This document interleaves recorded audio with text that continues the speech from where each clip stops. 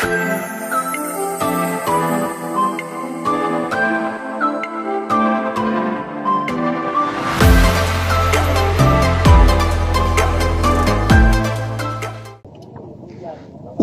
is up, you guys? So ngayon is nandito tayo para turuan yung Colase High School football boys para sa darating nila in preparation sa darating na laro nila this February.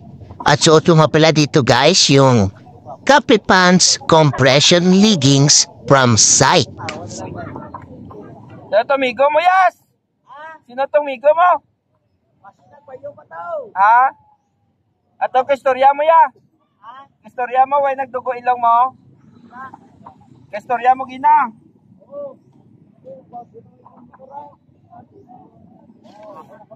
Wa? Kagang isa pagit, mag-throw in, kung diin mo ginapasahan, dapat dito ka nagatubang. Kung dire ko kapasa, Roy! Kung dire ko kapasa, throw in ko, dira na. Wa? Kung direct ko kapasa, hindi na mamin ako. Wow. Thank you. Kasi may lang. Kagang throw in, kagi dire sa likod, pakanto sa una sa ulo.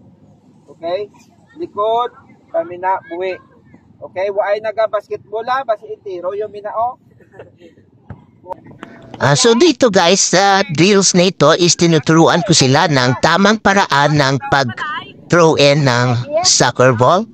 At sa nag-receive naman, ini-emphasize ko dito yung kanilang first touch na pag-receive nila ng bola is kailangan hindi tumalbog palayo sa kanila. Kasi napaka-importante na sa first touch ay makontrol mo na agad yung bola. Lapit sa inyo ang pass, atong nga court ang bola. Pag-aboy mo, aboy. Pag-class mo kag nagkanto da, maagaw ya.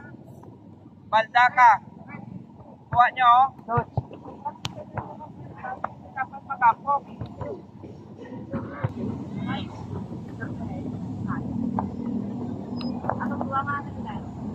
Kuha nyo. Nag-isos nyo na. Naraga sa tubangan nyo nga mag-control yung bola.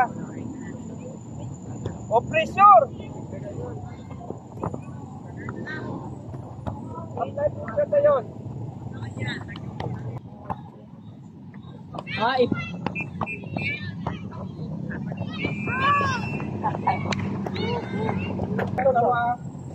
Natawa nyo ha. Dire, timing niya. Imagine nyo nga kontra na. Pag-dribble. Pag-dribble. Paint. Take. Paint. Paint. So dito naman guys is tinuturo ko sa kanila yung body feint, which is magagamit nila yung skills na to sa 1v1 situation. At in-emphasize ko dito sa kanila na dapat mayroon silang kahit na isang skills na ma-master nila na pwede nila gamitin sa 1v1 situation. At yung tatlong skills guys na sinabi ko sa kanila na pwede nilang magamit sa 1v1 situation is isa na nga ito yung tinuturo ko na body feint. Pangalawa yung scissors at saka yung pangatlo yung step over. So ito guys, kailangan mayroon sila talagang ma-perfect na isang skills na magamit nila sa 1v1 situation.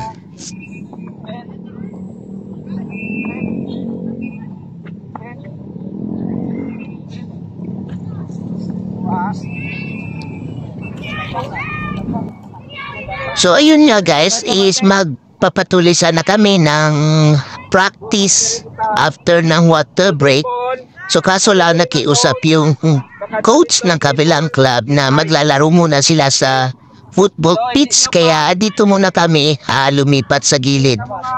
Kung napansin nyo kanina guys, body feint na drills namin is hindi pa masyado marunong yung mga players ng ball control, kaya dito sa next drill in-emphasize ko talaga yung ball control. So dito guys, tinuruan ko sila ng dribbling, no, na inside of the foot, and then sole of the foot. So yun, yung dalawang ball control, ball mastery, yung tinuro ko sa kanila dito sa drills na to.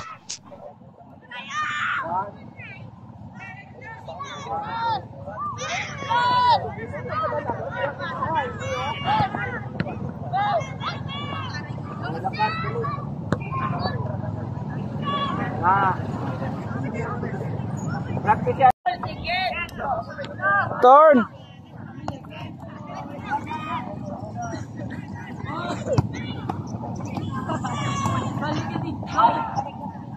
Communicate, pasa, pangayo pasa. So dito guys, sa next drill is in-emphasize ko dito yung Balik tayo, balik. tatlo sa mahalagang skills na dapat nilang matutunan or dapat ma-master ng players, which is one, yung accurate passing, pangalawa yung first touch or yung pag-receive ng bola, at pangatlo yung communication. Dito na ho. So habang nag-drills kami guys, is lumapit niya yung coach ng kabilang club at nagkiusap na kung pwede is mag-friendly match kami. Dahil kasi malapit na rin yung laro ng club nila, ng players nila this February din. So ayun, sa laro na to guys is 0-0 yung score namin. So walang na-score. At nakita ko dito na talagang lack of discipline pa ng players na mag-stick sa kanilang position. So yung position na tinuro ko sa kanila is yung 4-3-3. So minsan talaga hindi sila makastay sa kanilang posisyon, nagpupopo sa bola, at minsan nga is nagkukumpul-kumpula na sila doon sa bola. So ito yung kailangan ayusin ko sa next drill.